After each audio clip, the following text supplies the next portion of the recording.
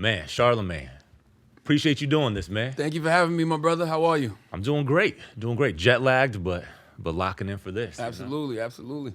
Yeah, I want to run through, man. You to a lot of people, you came out of nowhere, but I remember seeing you first. First time I ever saw you was you on the on Wendy Williams radio show. Yep. Going toe to toe with Andrew Dice Clay. Yeah. That was like 2007. Yep. It was one of the most amazing things ever. Yep.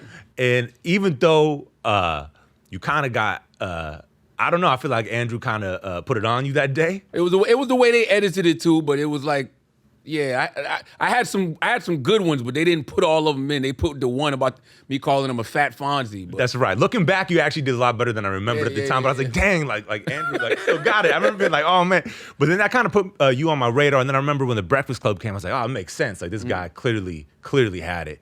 But yeah, I want to run through your radio trajectory.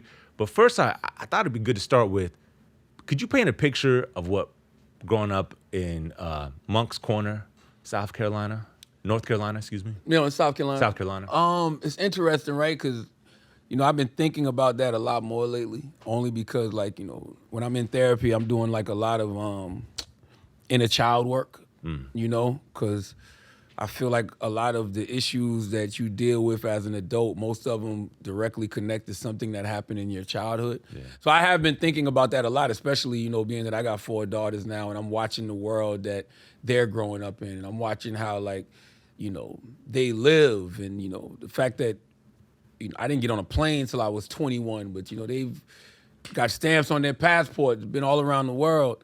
And so I've been thinking about, what was that upbringing like growing up in Moncks Corner, South Carolina, and the word I've come to realize that is associated with that upbringing is simple.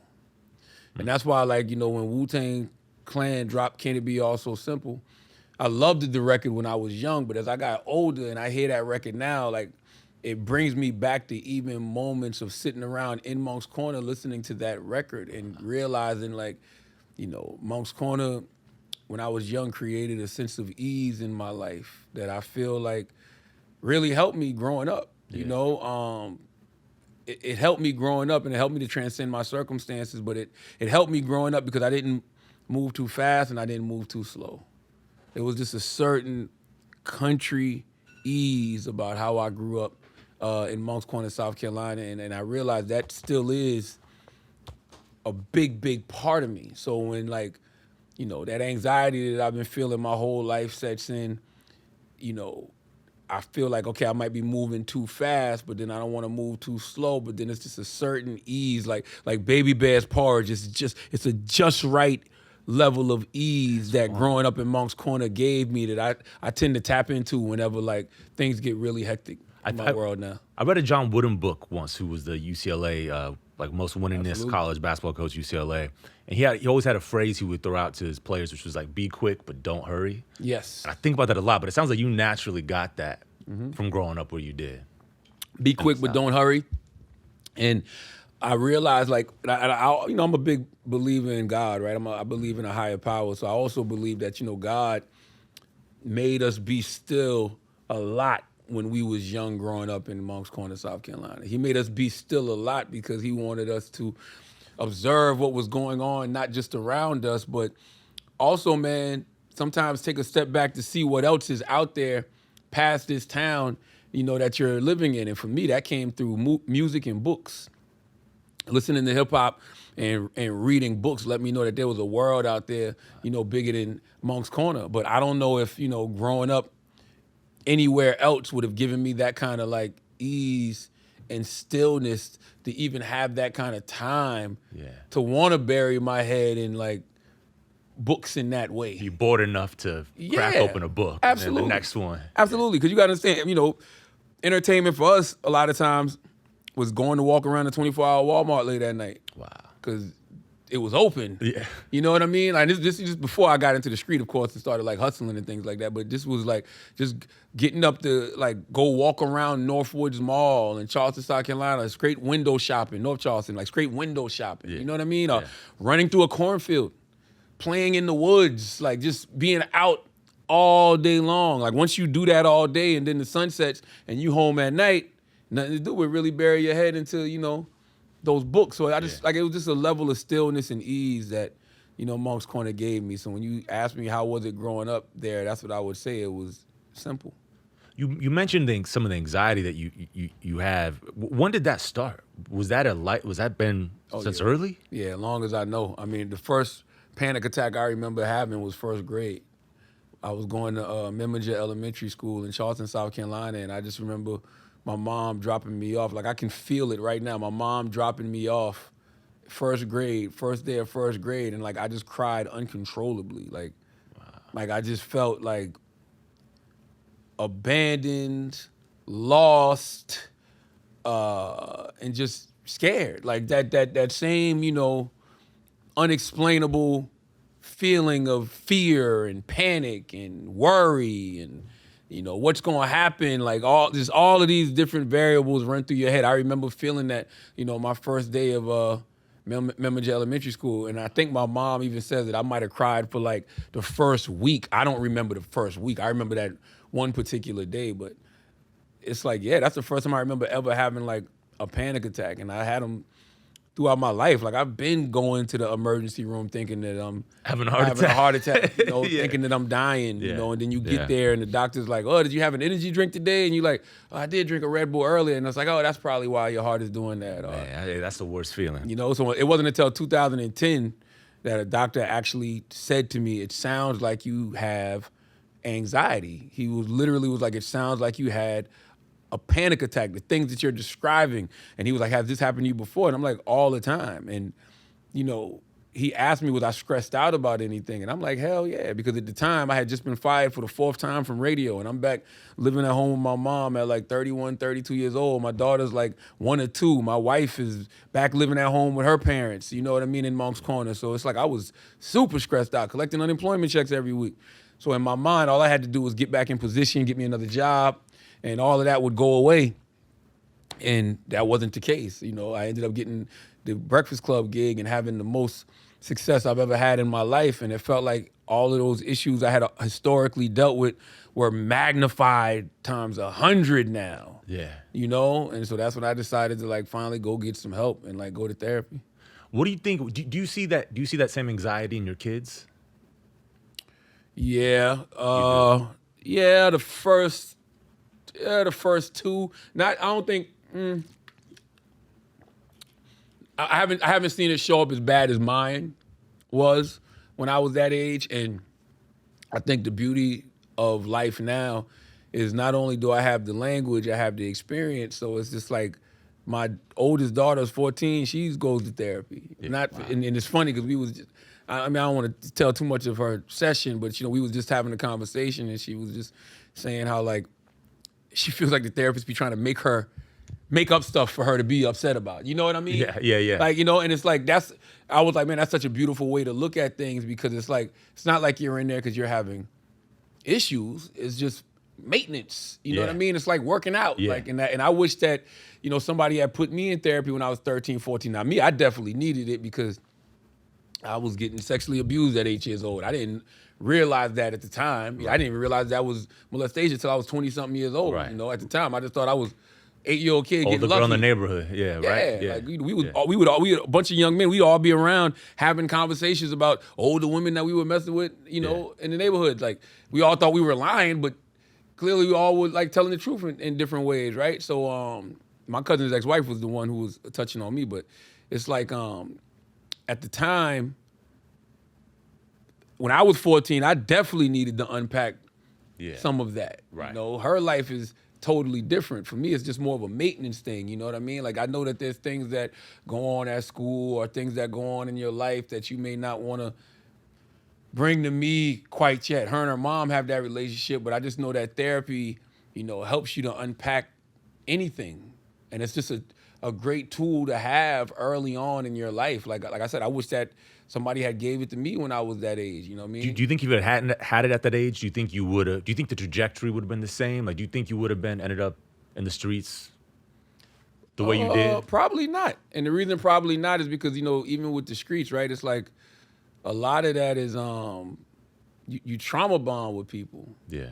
Because it's all a bunch of individuals that are missing something. And like, we all want camaraderie. We all want family. We all want a crew. And it's just sometimes men, we trauma bond over bullshit. Yeah. So we trauma bond sometimes over crime.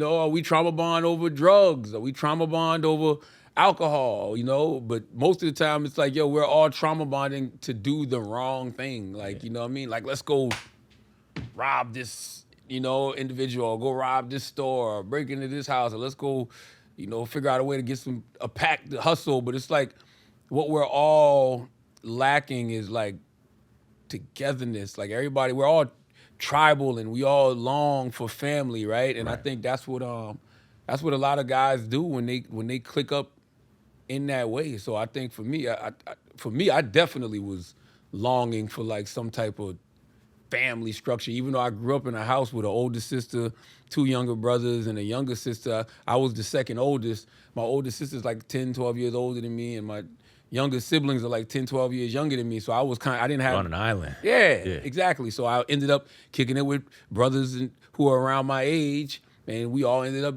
doing a bunch of dirt. And I don't even like to call it peer pressure because I don't believe there's anything... I don't believe peer pressure exists. I believe we all just want to be accepted.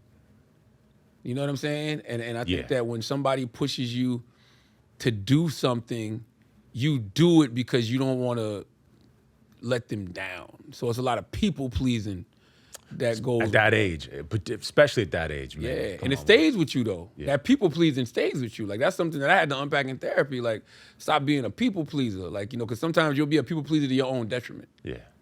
I can't believe anyone's ever accused you of being a people pleaser, man. I would feel like that goes against type.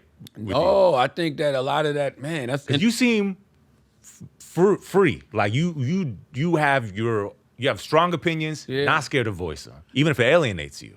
Yeah, no, you're right. I've always been that way. But no, there's been plenty of times in my life where I just wanted to be down. Like literally, I just wanted to be down. I wanted to be accepted. I wanted to be embraced. And I can think about that time at that moment, like I just wanted to be embraced by, my peers, so that's why I started doing what a lot of my peers was doing, which was a lot of bullshit, you know what I mean? Because I wanted to be accepted.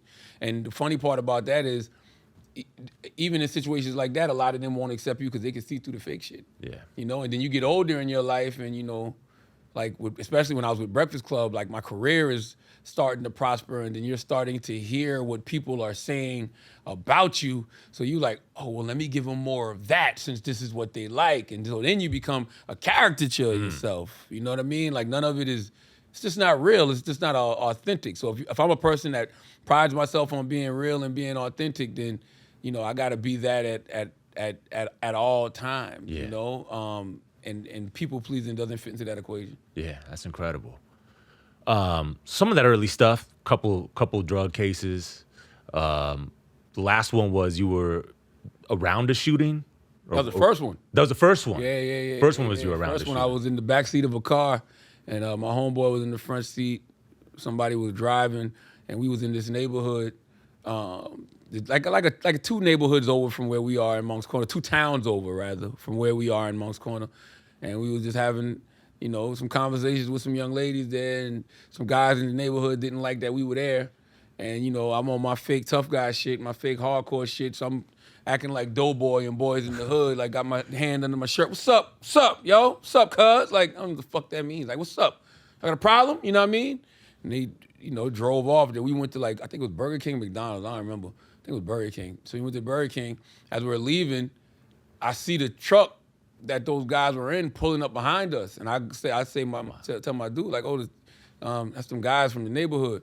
And so they pulled up on the side of us, and I guess he had went and got his brother, so his older brother was driving, and there was the 2 dudes that I had went to high school with, because I had got kicked out of Berkeley High School. And then they moved me to Stratford High School. And that's what my mom told that. So I'm in the back seat of the car, the older brother's driving, somebody in the passenger seat, somebody in the back, dude's talking shit out the window. One of my guys pulled out and shot from the passenger seat. And luckily nobody was in the 4th seat. So it was a driver, passenger, and then somebody was sitting behind the driver where the bullet hit the headrest in the 4th seat behind the passenger seat. You know what I mean? Wow, yeah. All praises due to God, because, that could have been a situation where somebody got killed. Now we all in jail for 20, 30 years. Yeah. You know what I mean? Yeah. So even now when I think about stuff like that, I'm like, oh. Yeah. You know, because I'm a big Back to the Future guy. You know, you watch those time heist movies, people go back and little things change here and there and changes the whole trajectory of everything. And so, yeah, that was the first time I ever got arrested. What was your situation with how was your experience with the legal system that first time? Oh, I didn't know anything about it. You got to think I was a kid who was used to getting a bunch of disciplinary action in high school. All right. And so all of that disciplinary action in high school, like you go to the principal's office, you get suspended 3 days, a day.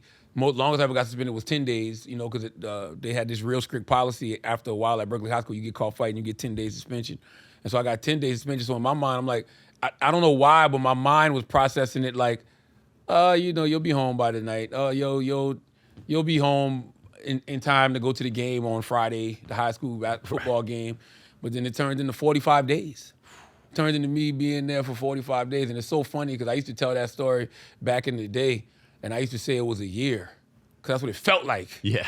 I didn't even, you weren't even trying to exaggerate it. I wasn't trying to exaggerate it. People would ask me how long I was locked up. I was like, oh, like a year.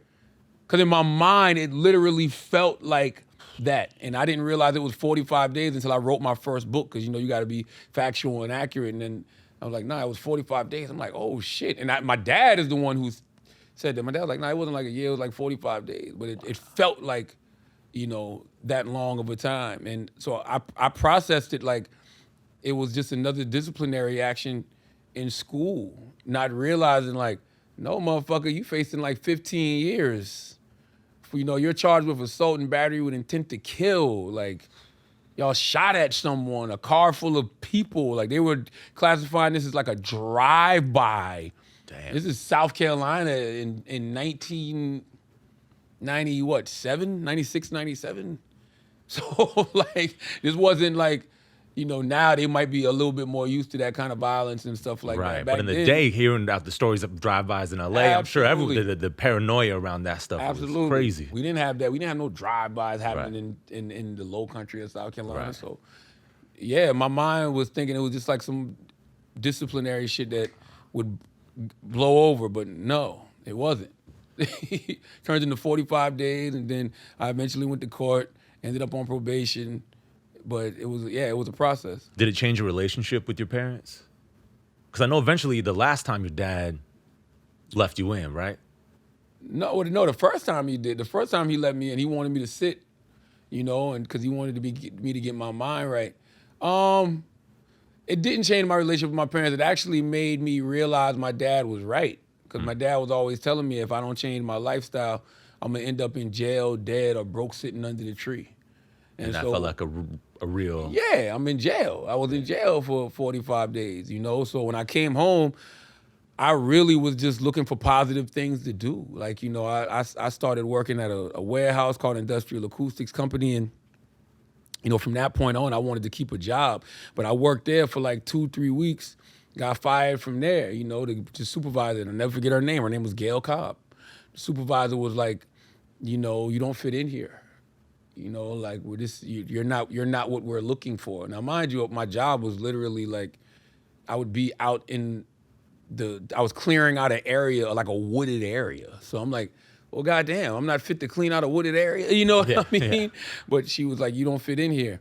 So then I started working at a flower garden just because I was looking to do, you know, something positive. And the flower garden, literally, now that I think back on it, it was literally a bunch of like migrants working there. Like, you know what I mean? It was clearly a bunch of people who, you know, weren't from this country, who were just looking for work.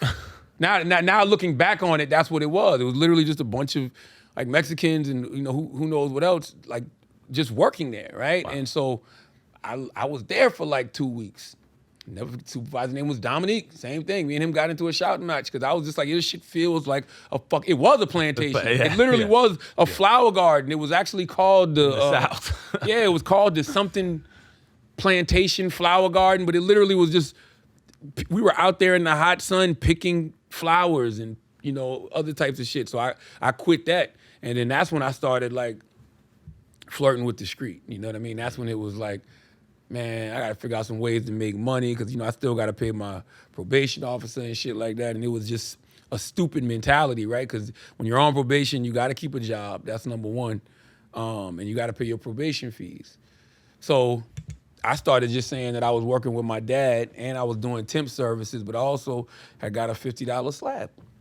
$50 slab is when you get $50 worth of rock, and when you, I think you're supposed to make like, what did they say? I think it's supposed to be $100 off each gram. So I think a slab was 1 gram that you pay $50 for, and you cut it up, and it cuts up into like $100 worth of rock. So that was the first time I like dabbled in like, hustling. So yeah, did I feel like, how did my relationship with my parents change? I thought they were right, but I still was young and had to figure things out for myself, which led me into actually hustling, Right. When did radio enter your life? Like not as a career, but as a listener. Like, what's your earliest experiences with radio? Like, forever. And the reason I say forever, because like I said, small town, Moncks Corner, South Carolina. So the radio station was Z93 Jams, and it's the heritage station where actually the Breakfast Club is now syndicated on Z93 in Charleston, but we were always around the radio. If it wasn't Z93 Jams, it was another station called WPAL 100.9. And 100.9 was like more underground with it. So they were playing like a lot of the more like underground stuff, not the mainstream stuff. And like, there was always like boom boxes around. Like my cousin, my cousin Ty, salute to my cousin Ty, he was the first person to let me hear like a real hip hop record. Like prior to that, my sister had her radio in her room, so my sister was listening to like Kid and Play and Salt and Pepper, you know what I mean? Yeah. Stuff like that. Hammer. All the pop stuff. You know what I mean? But my cousin let me hear Eric B. and Rakim Paid in Full. Wow. And that changed everything. Wow. Like that was like, I don't know what this thing is called hip hop, but I love it. Wow. It wasn't, the other stuff was like, yeah, you would dance to it. And not saying you couldn't dance to Rakim, but you would dance to it, and it was almost about the party vibe, but it was like, it felt like Rakim was saying stuff. Like, he was telling stories, like, you know what I mean? And like, just that is what introduced me to radio and always wanting to be around a radio. It felt like we might have even have been around radio more than TV, back in the day. TV, it was certain shows we were watching, but we weren't just turning the TV on and keeping it on all day. If it wasn't like Nintendo or, the radio, man, we were outside. Yeah. Like, you know what I mean? Running around, playing around. So it's like, for me, radio has always been in my life as a listener. Like, always. Who are the personalities there? Because like I know, like in LA, and later I came to realize it was like syndicated, but in LA I always felt like it was like Big Boy was huge, and that felt like our guy. For me growing up, it was it's the Tom Joyner morning show, because my mom was a school teacher, so we was up early, so I was listening to Tom Joyner. And then, Z93 played such a big role in my life because, their original morning show that I remember was The Breakfast Club, Baby J and Tessa Spencer. And so we would be listening to them in the morning. And then, in the afternoons, it was like, oh man, I forgot who was on Z originally in the afternoons. When I was there, it was like my man Yanni the Rude Boy. But then it was like, the night shows, the top 9 at 9, you want to call in and request a song and hear your voice on the radio, shout out your school, whatever.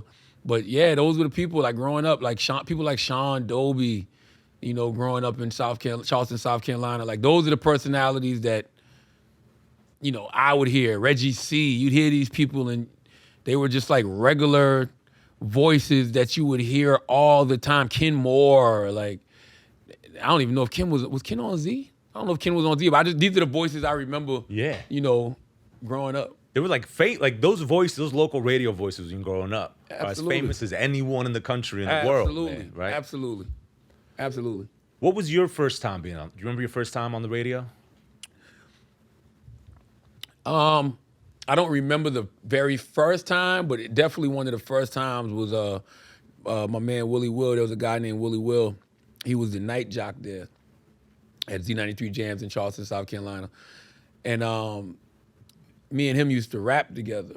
I met him at a couple of recording studios that were in Charleston, TNT studios and Never So Deep studios. So we formed a relationship, and we used to rap together. So when I got my internship up there, I would always just be up there, and I'd be sitting in on his show, and he would definitely call me to the microphone, and I'd be on the mic talking. So definitely my first time on air, I'm sure, was with Willie Will in some way, shape, or form. Because I remember the program director telling him, like, you need to get a cardboard cutout of Charlamagne and put it in the studio because your energy goes up, when he's in here, with you. I remember him saying that to him, and which probably ultimately led to me being on air, because my man Ron White, salute to Ron White, me and Ron still talk to this day. Ron was like, he just asked me one day, like, yo, do you want to be on the radio? And I'm like, sure, why not? And so they started putting me on Sundays,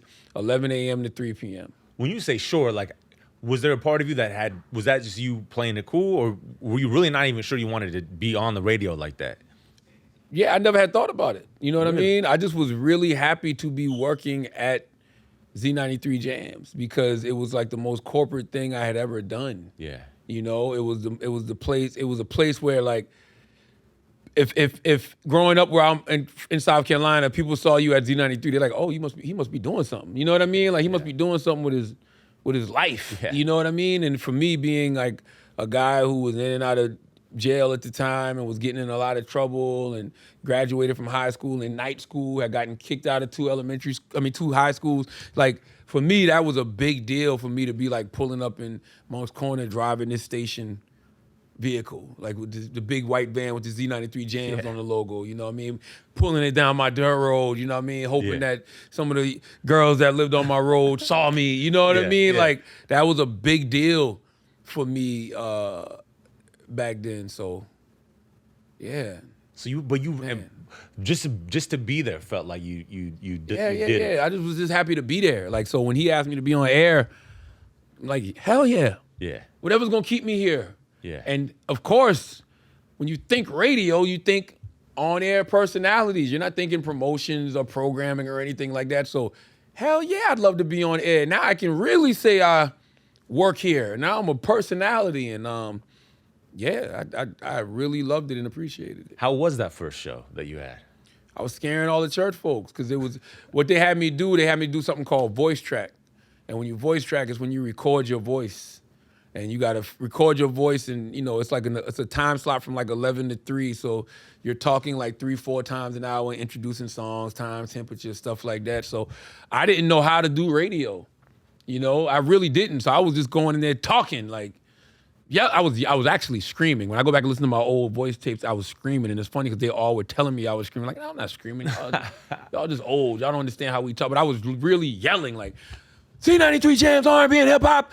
I go by the name of Charlamagne Tha God. I was yelling, like, screaming at people. And so, like, when I finally started listening to the people who actually do this for a living, I started to acquire a more conversational tone. But in the beginning, I was just yelling, like literally yelling at people on the radio. And that's what I was doing. And I did that. I think I might have voice tracked a few Sundays. And then Ron was like, all right, enough of that. You're going to have your voice track on Saturday nights now, 7 to 10, and then you're going to go live from 10 to midnight. And that was everything, because it's Saturday night, so I can have this high energy. But then when we go live, I can take phone calls. Now it's like I'm taking phone calls and I'm fucking with people when they're calling in, making jokes, blah, blah, blah. So it's just like, for me, the best thing that ever happened to me was I didn't know how to do radio. Right. Nobody taught me how to do radio. I wasn't a person who came from, doing college radio, or nowadays you can have a podcast or a YouTube page. I was just fresh off the dirt road in Moncks Corner, South Carolina, getting on the air in Charleston, South Carolina, on the biggest radio station at the time, Z93. And that rawness showed. I sounded different than everybody else because I didn't have that announcer, background. So it worked for me. Yeah, you didn't have the announcer broadcast. That's right. Yeah, pedigree or whatever. That's you was right. just coming at it with your own angle. That's right. What was your journey after that, after Z? Z93 Jams, I worked there. I think I started in '99. I worked there as an intern in '98. Started there in 99 from the promotions department to being on air. And then a new station came in the market, Hot 98.9, much smaller station, ran by a guy named, Cliff Fletcher was the operations manager, and my man George Cook was the program director. And, you know, I was doing part-time at Z, so I had some conversations with Hot 98.9. They wanted me to come over there and do nights. They wanted me to do Monday through Saturday, 7 to midnight, full time. And I think the pay was like 19 grand a year. Damn. And at the time, that was a lot of money. And it was a salary. So just to be able to say, first time on salary. Salary. Like that. I didn't go to college. Yeah. You know what I mean? I graduated from night school. And so I didn't just, I got a salary now. You're not thinking about an hourly. Like how much I'm making an hour. You're like, this is. I'm just happy to be making 19 grand a year. Like that sounded like some shit. And so, I started working there every night. And it wasn't even about the check. It was about the opportunity to be on every night. And my man, George Cook, man, who's still a great mentor to me to this day, he actually just introduced me because I just wanted I got honored in Los Angeles by the Living Legends Foundation. And they honored me with the Jerry Bolding Radio Executive Award. And I had my man, George Cook. And the reason I had George introduce me is because George is not only the first person to give me a full-time position on radio, he told me some information that just changed my whole life. And the information was, I want you to have a morning show at night. I want you to treat this night show that you have like a morning show at night, because we had a syndicated show on. My man Doug Banks, Doug and Dee Dee McGuire was on in the morning. God bless the dead Doug Banks. And so they was on in the morning. So G wanted us to have more of a local presence throughout the day. And so he wanted my show to be like the morning show at night. So that's how I structured my show. So that meant like a lot of parody songs and a lot of sketches and a lot of topics and a lot of interaction with listeners via the phone and, playing new music. And all of that, benefited me so well in the future because that's what I ultimately treated every single show like. I treated every single show like it was a morning show. So no matter where I went, from Hot 98.9 to after that, it was Hot 103.9. No, it was the Big DM in Columbia. Then it was Hot 103.9 in Columbia. Then it was Wendy Williams' show. Then it was my own morning show in Philly. By the time I got to my own morning show in Philly, I had approached every single one of those situations like it was a morning show. So by the time I was ready to do my own morning show, I was over-prepared. Yeah. So he planted the seed early on that basically stuck with me throughout my whole career and ultimately led to me being the morning guy I am now. And I guess it's probably important to say for people who aren't in radio or aren't so familiar with how that works, but like the morning shows are always the biggest shows, always the most popular shows, always the shows where you get to be more, develop more of a character, develop more of your personality. That's right. And the rest of the day and the night is kind of more centered around music or some sort of talk show. It never used to be that way though. That's the sad part. Back in the day, like mornings was the big show, but then they would still let the midday person have a personality. The afternoon person, afternoon was supposed to be the other big show. Yeah. And then nights, they even let the night people have personalities. But then there was this rating system that came along called the PPM meter. And they literally took away all the personality out of radio. Yeah. Literally. Yeah. Tell me about meeting Wendy Williams, man. Man, I met Wendy because I was doing radio in Columbia, South Carolina. Like I said, I started off at the Big DM in Columbia, South Carolina. I got that gig really just chasing my wife because my wife, when she graduated high school, she went to the University of South Carolina. And that was like, I think she graduated in 2000? She graduated in high school in 2000, so she started college in, I guess, 2000. I don't know, how does that work? Yeah, summer of 2000, fall of 2000, I guess.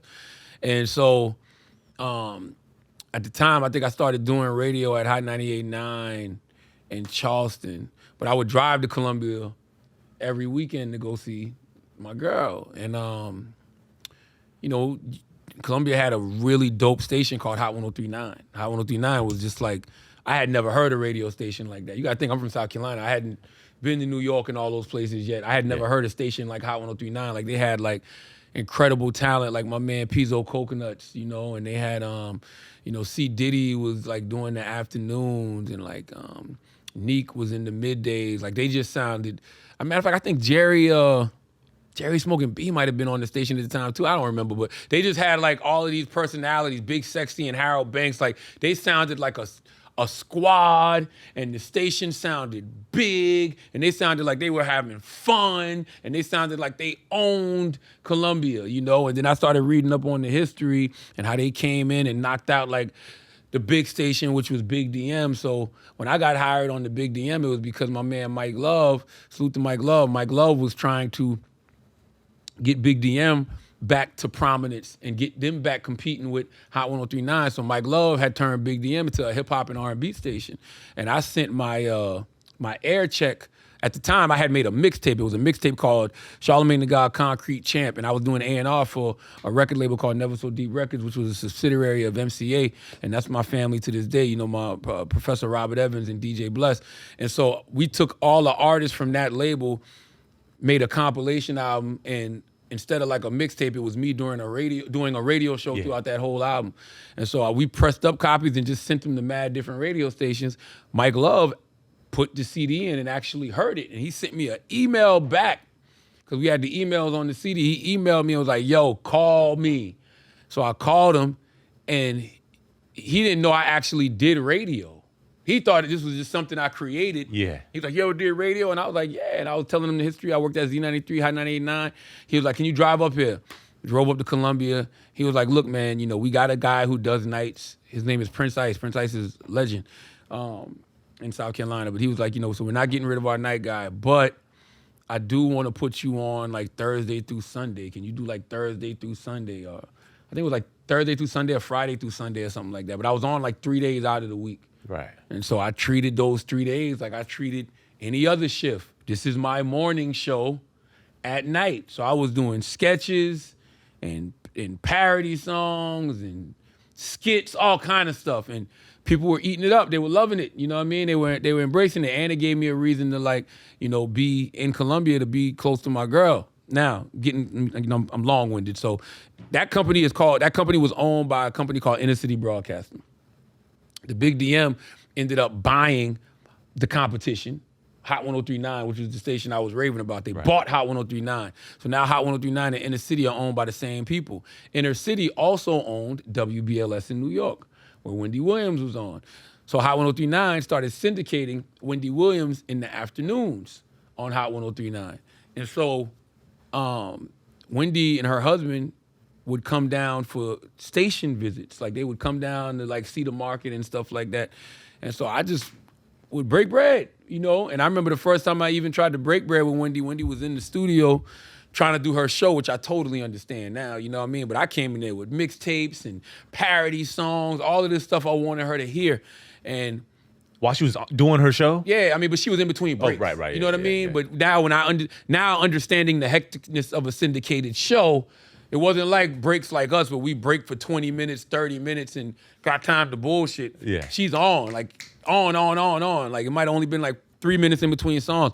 Wendy goes, look, yo, take that mixtape shit out of here. I'm trying to do my fucking show. Take that mixtape shit to my husband. I didn't feel offended by that. Yeah. I was just like, where's your husband? She's like, I think he's in that fucking room somewhere, like in the conference room across the hall. Cool. So I went across the room, gave him the mixtape, started pitching shit to him, you know, and then we started talking, and we, you know, kept in contact from there, you know, and I used to like give them the heads up on things that were going on at the station, you know what I mean? And there was a time where like they started fucking up the show, like meaning like they kept rerunning the same show over and over and over. Your and over. show? No, Wendy's show. Wendy's show. 'Cause, you know, Wendy's show had to be sent down from New York. Yeah. You know, and then they would put it in the system every day. And like they were doing that from New York, but somebody in South Carolina wasn't putting it in. So you're hitting her up like, yo. I was just telling Cal, it happened on a random phone call. It was like, yo, I'm like, yo, man, how come y'all ain't did a new show in a while? He's like, what you mean we ain't did a new show in a while? I'm like, yo, we ain't had a new Wendy show in like a week and some change. He's like, what you mean? I'm like, they keep rerunning the same show. So he came down. to hear it for himself. And he heard it. And so then he was able to go back up top and flip out on the executives. You know what I mean? Yeah. Because he thought it was on them. And I remember around that time, there was like some whole other shit going on at the station and with like this club. And I was always very like militant and, ready to like protest and stuff like that. So I was protesting this one club for a particular reason. And then that club sued me in the radio station. And the radio station ended up settling with them for $2,000, but they demoted me to 1 day a week. So I wasn't on Monday through Saturday no more. I was just on Saturdays. And so when Kev heard about this, Wendy's husband, he thought it was because I had gave them the heads up about the stuff that was happening at the station. So he invited me to come up to New York for a party. He was like, yo, why don't you come up to New York? We having a party, blah, blah, blah. And I'm like, all right. So me and my homeboy DJ Frosty, we flew to New York, went to the party just to kick it. And in the party, Wendy was like, oh shit, Charlamagne, yo, why don't you come to my show? How long you in town? I was like, oh, just for a couple of days. Come to my show tomorrow. I'm like, come to your show tomorrow. Can't tell me shit like that. I'm going to be like, yo, all right, who do I call? What do I do? Right. And so I'm hitting Kev like, yo, Kev, Wendy said come to her show. He was like, all right, I bet. So he just told me to go up there. Went up there, sat in the pink room, the office for a while. Then she invited me on the show, and I was there for like 25 minutes. And literally that evening, they were offering me the position as her co-host sidekick. And they was like, look, we can't pay you, but we can give you a place to stay. And I'm just like, all right, just let me go back down south and like, figure some things out. Like just, let my girl know what I'm about to do and everything else. And that's what I did. You knew the opportunity. Yo, man, you got to recognize opportunity even when it's not a paycheck attached to it. So my mindset was I never once was like, how much I'm going to get paid. It was like, we cannot pay you, but we can give you a place to stay. I'm out. The opportunity to be on Wendy Williams' show, Monday through Friday, in the afternoon, nationally syndicated show. Like, and to me, this is a big fuck you to the station in South Carolina. Yeah. So not only was I doing Wendy's show in the afternoons, I would fly back and do my show on Saturday nights. And they're hearing you on Wendy's show down there because it's syndicated down to there. That's right. So it helped everything to elevate because I started like getting more money to host parties because I was on Wendy's show every day. And I started throwing my own, parties, and the parties were bigger. And I was throwing parties and stuff prior, but now they're like bigger, and now I can even bring Wendy to the market. You know what I mean? Yeah. So it's just like that. All of that just helped me to like really, really grow. Bigger. Yeah. Yeah. What are some lessons you learned on the Wendy Williams show? Oh man, Because Wendy's a legend. no matter how you feel about her, Yeah. no matter how you feel about her, bona fide legend, one of the most talented people, one of the most talented media personalities of all time. One of the few people who can like literally sit down in front of a TV camera and just go. Yeah. Person who could just sit down in front of a microphone and just go. Yeah. And you realize the reason she's able to do that is, number one, she does have just a natural gift to gab, but one of the lessons I learned is that everything is show prep. Like a lot of times, back in the day, we would think that show prep is like just picking up the latest magazine or picking up the latest tabloid and just downloading what's in there. Wendy taught me that your whole life is show prep. Every single experience that you go through can be brought to the radio. Right. Every single experience that you go through can be brought, the television. I would watch her. I'd be out with her during the day, watch these things happen to her, and then watch her get on the radio and talk about these things like, oh, I was there. And of course, she's making me part of the story. And Charlamagne said this, Yeah. and Charlamagne was right there, and Charlamagne acted like he didn't see it. And isn't that like, and I'm like, God damn, she's incredible. You know what I mean? Yeah, Like, she's just an incredible storyteller. So, she taught me how to tell stories via radio, even though I was already doing it, but I was doing it more so through sketches. But now just being able to make your life a story, to make the things that happen to you throughout the day a story. That was like one of the biggest things. Like everything is show prep. And the other thing was like, you're either gonna be of the people or of the industry.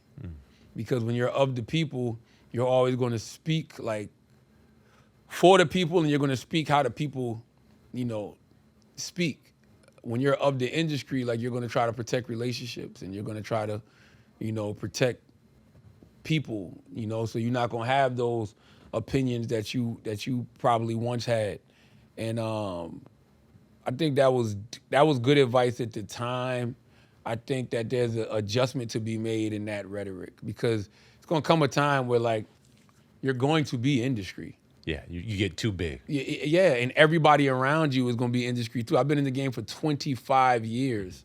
So not only have I grown as a personality and a businessman, a media, just everything, right? Yeah. People around me have too. Now I got people who run record labels. I got people who are A&Rs. I got people who work at these social media platforms. Yeah. You know what I mean? I got friends that are artists. Yep. And big celebrities, I've been doing it for 25 years. We all came up together. Yep. And not only just the people I came up with, those next generations of people that now I'm in position, but I see this person coming. Let me embrace this individual, embrace that individual. So we're all industry. You know what I mean? So at some point, your authentic self has to change. It's like Reasonable Doubt was authentic for Jay-Z in 1996. Yeah. 444 is like authentic for Jay-Z like today, right? Man, like what you just said hit it on the head because people don't pay attention to that. Like, you saw me when I was one version of myself. If I had stayed that version and never grown into anything else, it's no way I'm being authentic. Yeah. Muhammad Ali said the person who's doing the same thing at 50 that he was at 20 wasted 30 years of his fucking life. Wow. I believe that. You know what I mean? It's just like I'm never going to be that version again. But the only thing I could do is be the best version of my authentic self, whatever that may be, whatever I grow into. Yeah. You know? And that's why me at 44, you goddamn right, I'm not the same way I was at 31. I better not be. Yeah. You know what I mean? Yeah. And not because of no cancel culture or anything like that. Yeah. It's just that why would I be out here wasting my time on this planet? Yeah. I'm my true authentic self right now. And you realize like the power of the platform. And what I mean by that is like, man, there's just certain things that we got to protect people from because we have these platforms and sometimes the wrong information is spewed over the platform, and people get hurt because of that. Yep. And I'm not in the business of hurting nobody. I don't want to hurt nobody and I don't want the person putting out the information to be hurt. Yeah. So yeah. Well, that's interesting because I mean one of and I don't know if this was necessarily this person being hurt by you, but after Wendy Williams, you get your own show in Philly. And you get fired because you bring Beanie Siegel on, who's a Philly rapper. Yeah. Tell me if I'm not getting the story right, but you bring on Beanie Siegel, who's a Philly rapper, signed or at one point was signed to Rockefeller Records, came up under Jay-Z, and you do an interview with Beans on the show, and he says something about Jay that makes Jay mad, and you get fired. Is that? Yeah, that's the story. The story is that, I got fired because Beanie Siegel got on the air and aired out Jay-Z. And I'm the one who recorded it and I put it on air. That's the story. I don't know if that's true or not. Jay never has confirmed. Well, no, Jay never confirmed or denied on air.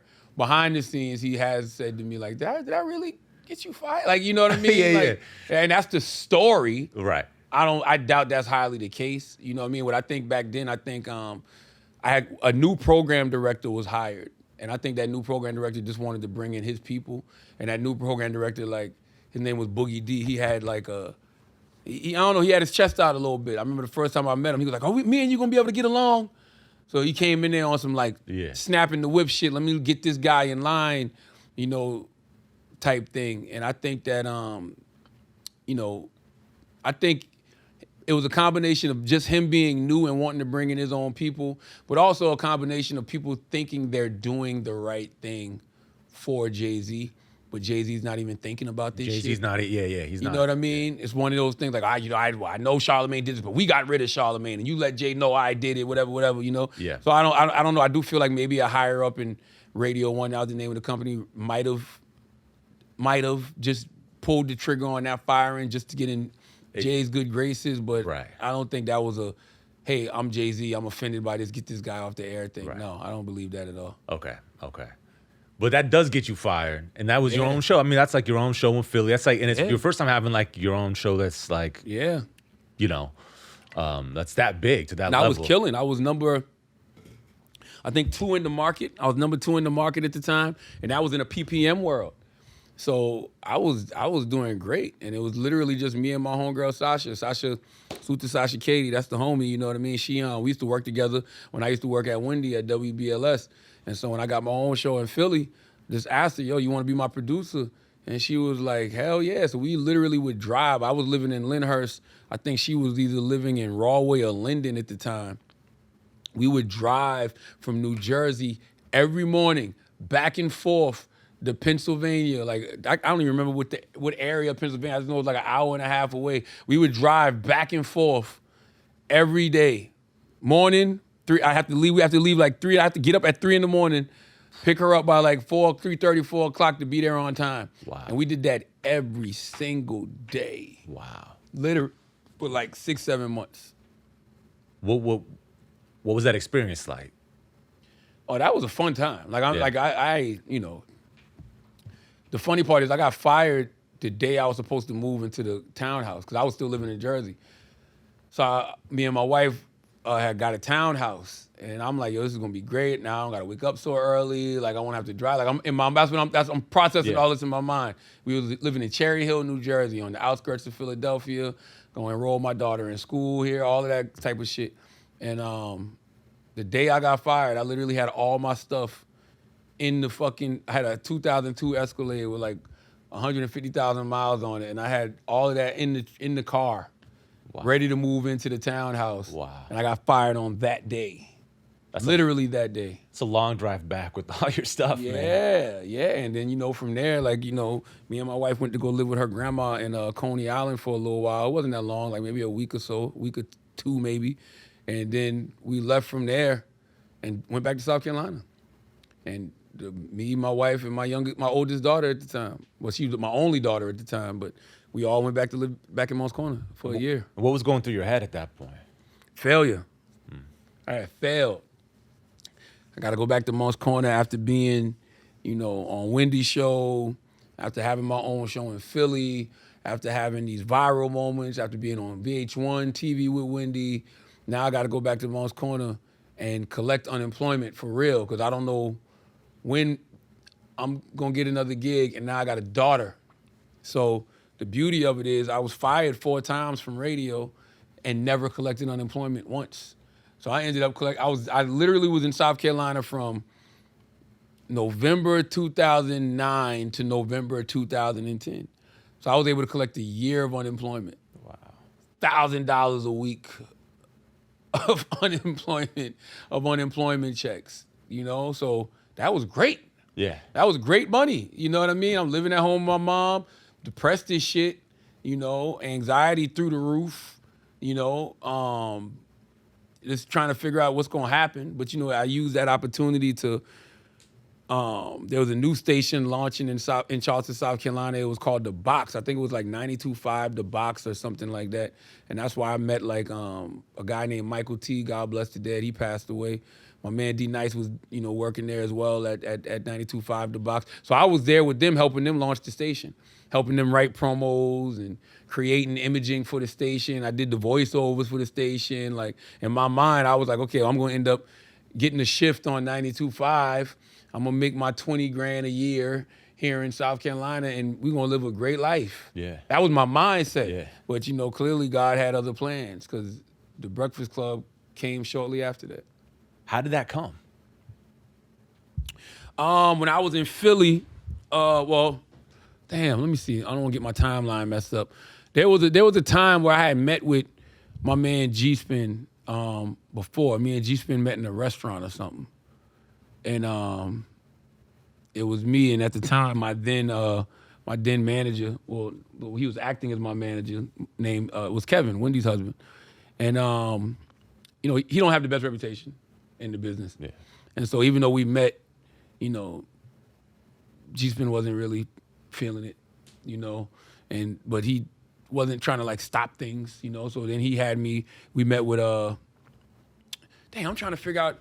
Okay, we met with G-Spin once, And then I guess after Wendy, I think I met with G-Spin. And then I think I started doing radio in Philly. Or maybe it was after I got fired from Philly. I don't fucking remember. I just remember meeting with G-Spin, and then later on that turned into a meeting with my man Cadillac Jack, and Kev was with me then, and it was the same thing. Like literally I found out that after we left the meeting, mad people came from like the sales department and was like, you cannot, Charlamagne's great, but as long as, Kevin is his manager, we can't hire him and yada, yada, yada. The energy will be bad and terrible, all of this type of stuff. I didn't know that. Shit. And then, me and Kev ended up having a falling out, parting ways. And so I was in New York, because I had moved back to South Carolina, but I was in New York for a couple of days because my homegirl was doing this photo shoot with King Magazine. And I remember just texting G-Spin, like, yo, where you at? No, and he was like, I'm in New York, where you at? I'm like, I'm in Jersey right now. I was staying in Fort Lee. I was at the DoubleTree in Fort Lee. And he was like, yo, man, come to the station. I'm like, word? He was like, yeah, come to the station right now. And so I got in the rental car, drove. It took me like 3 hours to get there because it was like 4 o'clock in the afternoon. Yeah. So we was at the GW Bridge for what seemed like an hour, then trying to get down the West Side, creeping down to Tribeca.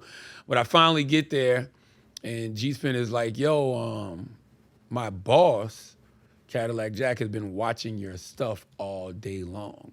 Watching you and Duval with the Hood State of the Union and listening to like some old interviews when you was on the radio in Philly. So I sit down with Cadillac, and me and Cadillac just have a great conversation. And one of the first things he says to me is like, is Kev still your manager? And I'm like, nah. And he was like, why not? And I said, hey, man, when you pray to God to take negativity out your life, he's not swinging at spirits, he's swinging at people and things. That's the embodiment of that negativity. Yeah. And Cadillac was like, hey, he was like, yeah, that guy's got some strange energy, right? And I was like, yeah, and that's how the relationship started, literally. So, and then that's when he told me, like, we wanted to hire you back when, yeah. But, we got so many bad, reviews, basically. Like, so many people saying, no, you can't do it as long as, Kev is his manager. And so it's just like, once that was out of my life, it was like, it was kind of like the blessings were being blocked, but now they're like, you know what I'm saying? So, like, a few months later, I got hired on Power 105.1. And I remember Cadillac saying, like, how long can you wait for this job? And I'm like, for this job, as long as it takes. And so, like, 5-6 months later, the wheels really started to move. And were you on him that whole 5-6 months? Like, or were you just, Mm-hmm. You couldn't just sit back and... No. Definitely stayed in touch. Would send him new episodes of me and Duval show, just anything that I was doing in that space.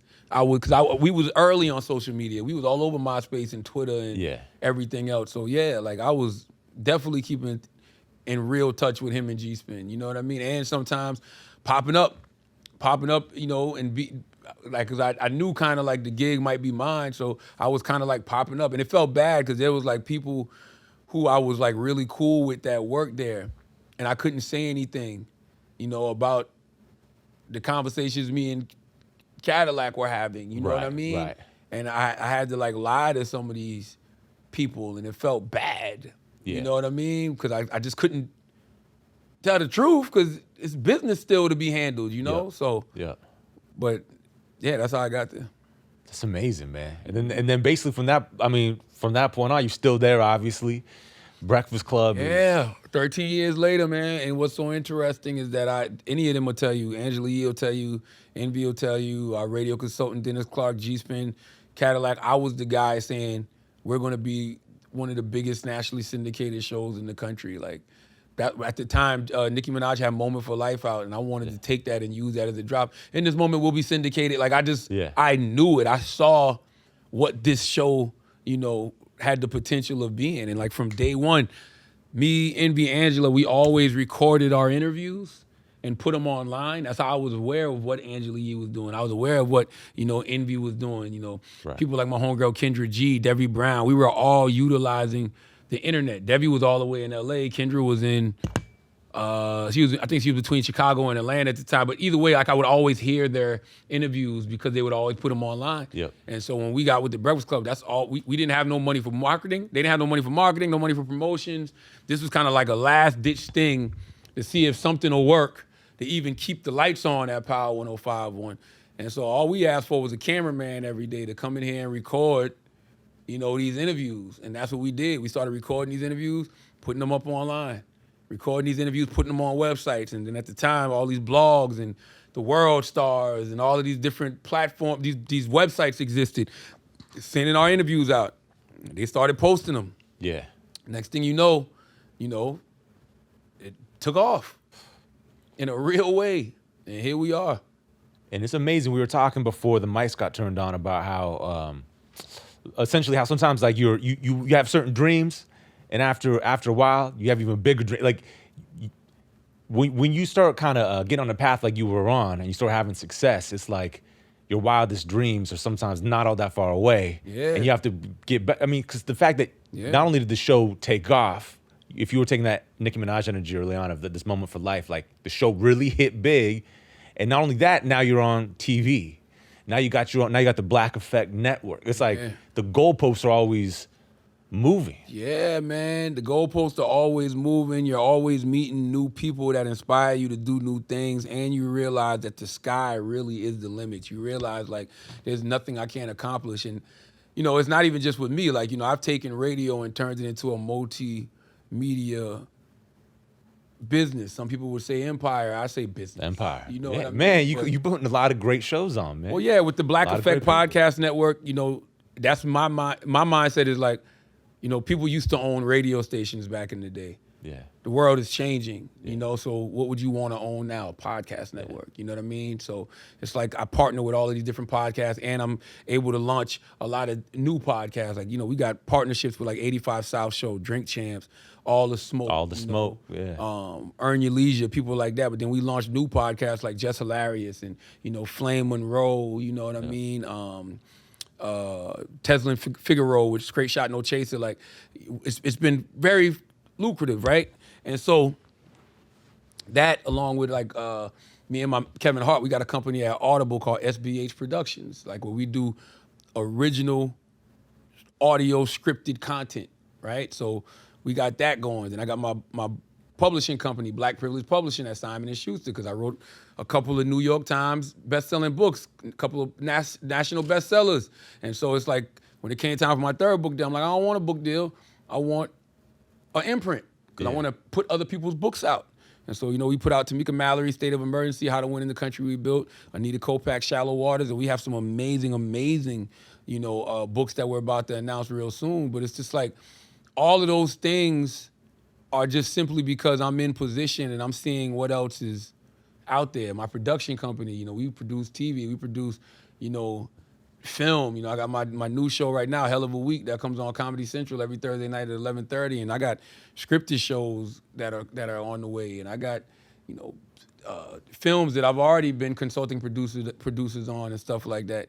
And it's not even just my success; it's the success of other people around me. Like I tell Kevin this all the time, Kevin Hart, like watching Kev is like watching that classmate who like just became larger than life. Like, don't get me wrong, we're all having our success, but Kevin Hart is a household fucking name. Back when you were in Philly, when doing your radio show, Kevin Hart was not. No. I mean, he's like Will Smith heights now when you think about it. It's crazy. Yeah, back then he was kind of like, he kind of had like fell off. He wasn't, I mean. But because he had Soul Plane, and he had the show on NBC, and those didn't do well. So then he had to go back to the comedy circuit and had to do the stand-up again. I remember that. That would have been when he put out the Shaq, or he came out on the Shaq All-Stars DVD, probably around that time you were in Philly. Yeah, well. Which I feel like put him back on. He closed out, it was Tom, who else was on there? The All-Star Comedy. I don't remember who else was on there, but I remember. D-Ray. I remember his ascending moment was like 2010. 2010 was like his ascending moment, because that's when I remember when he was killing it in his stand-up. Yep. He was collecting everybody's emails at shows. He created this whole, database, was sending out his newsletter, but then all the social media sites started to come along, like Twitter and everything else. So he already had this big database of people. So his Twitter followers were going crazy. Like, damn, how the fuck Kev get 100,000 followers? How Kev get 200,000 followers? Kev got 1 million followers? Like, so his social media was growing crazy. And then he did like, he had this weekend at Caroline's where he did like 16 shows. And I was there that weekend, you know, backstage chopping it up. And I just remember like, that's when everything like took off for him. And then like eventually Think Like a Man and all that stuff came. And the beauty of all of that is like we all kind of like grew at the same time. So we started Breakfast Club in 2010. This is when he like was like one of the biggest stand-ups out, but then he started getting back into the movies with Think Like a Man. Like we was there throughout that whole process. And it's like now he's coming on Breakfast Club to promote it and talk about it. And it's like we're all growing, you know, together. And now it's like 13 years later, you look at all of the positions that we're in and we're still growing together and, you know, doing things together. And it's like, for me, it's all about collaboration. Like, how do you manage that? Like, how do you manage not only the expectation that comes with everything that you're now doing, and how do you manage the expectation? How do you manage the success? How do you manage just even the excitement of what is just out of reach at the moment that's going to be coming up for you? Like, there's so much opportunity for you. I manage it just by like realizing what my daddy always said: you're never as good as they say you are, and you're never as bad as they say you are. Like, I've already had my moments of like ego. I've had my moments of like feeling myself. You know what I mean? Like, I've had my moments already of like being that narcissistic, arrogant person that, you know, you can't tell anything to. Whether people realize that or not, I'm sure that they did, because I'm sure I projected it, you know what I mean? But I went through that. And I went through that at a time where like God knew I had to get over that in order to be where I am now. So I knew that I had to start doing some work on myself, you know, back in like 2015, 2016, because I really was feeling myself. I was really becoming everything that I said I didn't like. You know, I was looking in the mirror and really becoming my father. I love my father, but I hated how my father's infidelity ruined my his marriage with my mom. You know, and ruined our family, right? So for me, I didn't want to do that, and I felt myself going down that path in a real way. So it was just like, let me check myself before I wreck myself. You know? I won't let you go, man. Last question. If you think back through your entire career that we kind of just talked about, your whole life, your career, what do you think, if you could pick out one thing that's helped you be successful, that's sort of been with you through every period of your career, what do you think that thing would be? Man. I mean, outside of the things like, you know, God and therapy, for me it would like to really be authentic. And what I mean by that is, you're not authentic when you're being a caricature of yourself. You're not authentic when, you know, you see something working for you and you're getting rewarded for it, so you start doubling and tripling down on that thing. You know, you're not authentic when you're being a second-rate version of somebody else instead of a first-rate version of yourself. And one of the things that hurt me the most is when they started calling me the hip-hop Howard Stern. I love Howard Stern, right? But I didn't even stop to think why they were calling me that. I just took it and ran with it, you know, and started giving them like all of the examples of Howard that Howard might not even be proud of now. You know, for me it was like a lot of the frat boy, creepy ass, overly sexual humor. You know, like I was the low vibrational energy is what I was really doing the limbo with. How low can you go? You know what I mean? Like literally, like how low can you go? Like literally.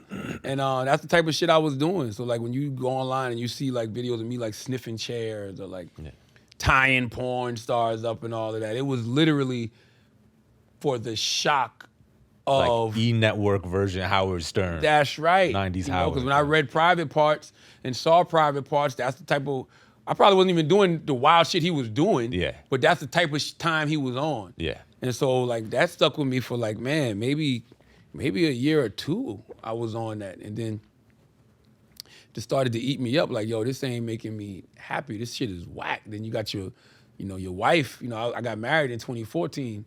So you got your wife on your head. At the time, she's my girl. Like, what the fuck are you doing? Like, you out here wilding, you cheating on, like me, and you're on the radio and you're damn near bragging about word is born. Like, it was that type of conversation. I'm like, man, oh, you tripping? Like, it's just entertainment. That was my line. It's just entertainment, but it's not.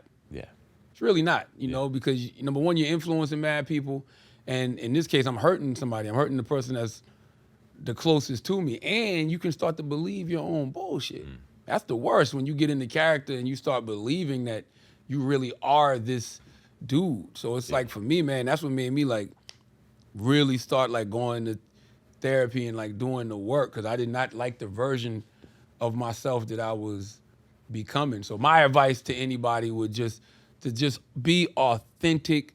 Always leave yourself open to growth, and don't be afraid of where that growth takes you. I don't give a fuck what people like about you today. If you're growing into something else tomorrow, follow that shit. You know what I mean? Because if you don't, you're really just stunting your growth, and you really don't know how big you could possibly be. You're putting a cap on you. Like, you're literally putting a limit on how far you could possibly grow, how big you could get, because you're like, nope, this is what they like about me, so I'm gonna keep it here. As opposed to just leaving yourself open to see what else is out there, and how much more you could, continue to grow. So that's what I tell people: be authentic, man, and just don't be afraid to grow. Yeah. Man, thanks for bringing your authentic self to everything, man. I appreciate it. This is Started from the Bottom, hard-earned success stories from people like us.